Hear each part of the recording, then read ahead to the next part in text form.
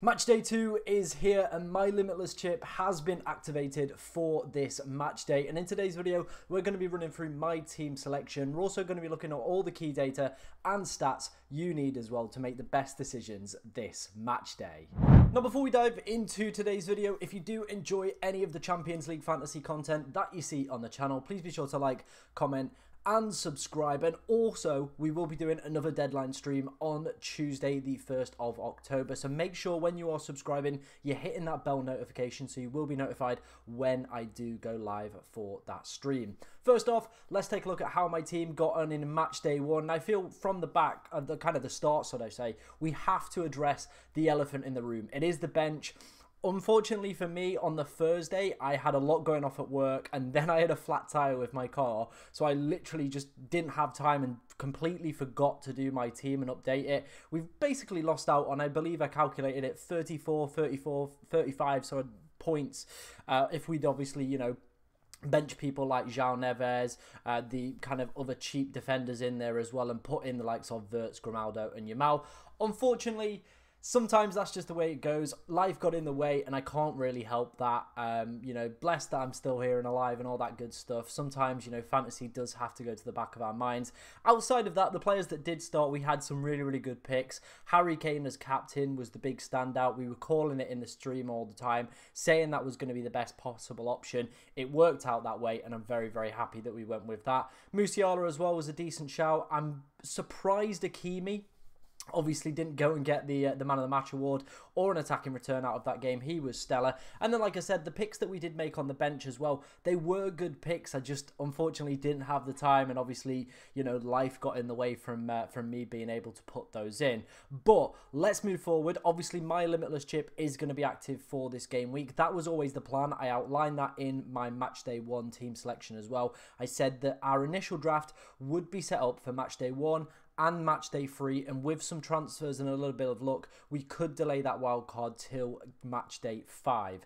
That's not really looking the option. There was a few iffy players in there and some picking up some injuries, but obviously that's further down the line. That's a couple weeks time, so we don't have to worry about that right now. What we have to worry about this week is, of course, the Limitless chip. Now, if you don't know what the Limitless chip is, of course, it is a chip that is basically a free hit chip, very similar to FPL, and it does allow you to build a team with unlimited budget for that one game week, and then of course your team changes back. So for me, I've been looking at the teams I want to target and kind of been putting them into tiers. So tier 1 is the team where I think at least a double, probably even a triple up in terms of players that I should be looking to get. Tier 2, probably 1 to 2 players, and then tier 3 at the very, you know, minimum, like the least, should I say, is 1.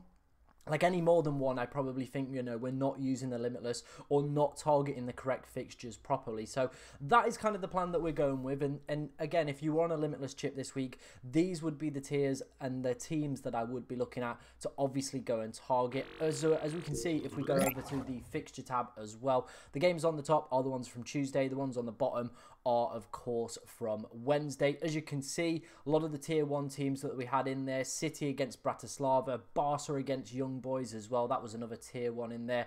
Real Madrid against Lille, and of course Liverpool against Bologna. In terms of those tier 2s as well, we had Dortmund versus Celtic, a great fixture, and Inter as well, another pretty decent fixture. However, I've put them in tier 2 because on paper it looks like a really good fixture. However, they've had a mixed start to the Serie A campaign, losing their last game. This is being filmed on the Friday, by the way, so if any players that do get mentioned in today's video do pick up injuries, do just, you know, take that with a pinch of salt. I am having to film it this evening because I'm off to Sweden this weekend and won't be back till Monday evening. So, yeah, so Inter again, I think with their iffy start to the season, and, you know, not a kind of a team filled with quality, that is why they've entered the tier 2 category. And as you can see as well, there's some other ones in there with some okay fixtures. Maybe Bayern do a decent job against Aston Villa, who knows? You know, that's why we put them in that tier 3. Same with Atalanta as well. They're maybe worth 1 player consideration. Outside of that, I think we need to be focusing on other teams elsewhere.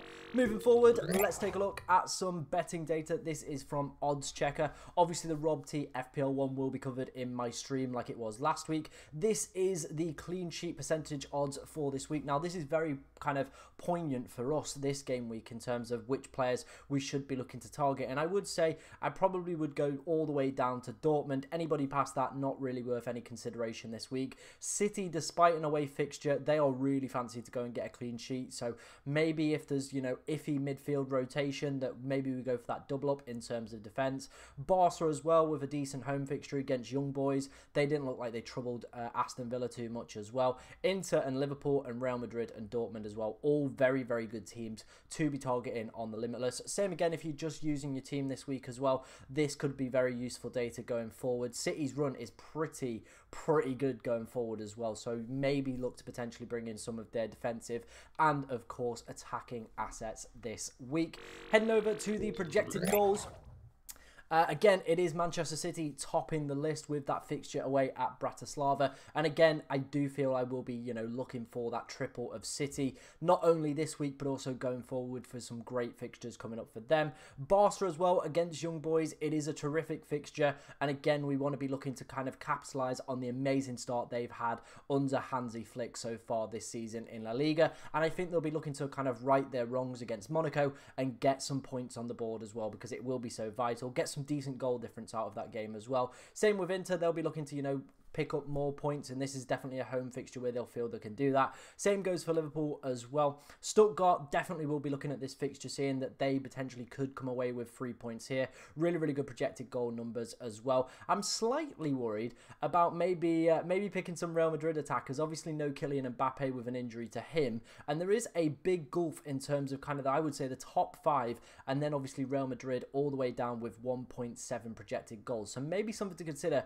maybe going forward if you are on a Limitless this week. Maybe not worth kind of packing too many attacking players from Real Madrid within the side, and maybe looking at some of these other top options. That was the betting data. Let me know what you think of it down in the comments section, but let's go and look at my Limitless team for match day 2. Wasting no time, let's dive into my Limitless draft for match day 2. First off, we're going to start off with our goalkeeper pairing of Jan Sommer and Thibaut Courtois. Both play on different days, and as we saw in the last section as well, both have pretty good chances of a clean sheet this week. So that for me feels like a little bit of a no-brainer, just targeting two defenses that are very fancied, and kind of two teams as well that we were struggling to find other players for in terms of obviously the projected goal numbers we saw with Real Madrid were a little bit low, so I didn't want to go kind of gun-ho in the attacking aspect. However, their defensive numbers were still fancied this week. Same with Inter at home as well. They were really fancy to go and get a clean sheet, so I've gone with Jan Sommer and Thibaut Courtois. Heading to the back line, we're going to start off first with ball recovery machine Nicholas Schlotterbeck as well. An absolute menace at ball recoveries is this guy, especially if you've obviously played Champions League fantasy before. He was very much a standout last season. A 40% chance of a clean sheet as well for Borussia Dortmund. And again, they did feature on the tier 2, and I was kind of looking at any other players that I could maybe consider, and there wasn't anybody else that I wanted to dislodge from this team to get in another Dortmund player. So I thought going for Schlotterbeck, he will start. He obviously is great for ball recoveries as well, so we're going to have him in there. DeMarco coming back from an injury and did score in the Milan derby at the weekend. I do feel he is a big miss for this side when he obviously doesn't feature. Again, great clean sheet odds, and I do feel with those good projected goal numbers as well that he could be an underlying pick that could potentially go under the radar and really serve us well. Akanji, very good for ball recoveries as well. I'm also looking at Rico Lewis, but I think with the City defender pick, I think it is going to be primarily just kind of seeing which kind of leaks maybe come out before the deadline and seeing which players might potentially feature in that back line, and just picking somebody that either features a lot in a lot of projected teams, or of course just looking for, you know, one of the top players for ball recoveries or something like that. But hopefully we can get some leaks. We've got some pretty decent City kind of leakers. Obviously those will be outlined in the deadline stream as well. So like I said, make sure you're getting yourself across to that one. Then of course we do have Rudiger as well. Yeah, I'm really happy with Rudiger, to be honest, as a pick. Again, I went with Carvajal last week. I think both of them will be pretty exceptional to go for as well. I think Rudiger, just with that kind of set-piece ability and kind of the aerial dominance as well, I would imagine that Real Madrid are going to have over Lille. I do think he might be the slightly better pick as well. In terms of our other bench defender, it is going to be Trent Alexander-Arnold. He has started phenomenally at Liverpool. I think he's around 1.7 expected goal involvement so far this season. Picked up his first assist last weekend as well. They've got Bologna at home. I would be expecting him to start in that one.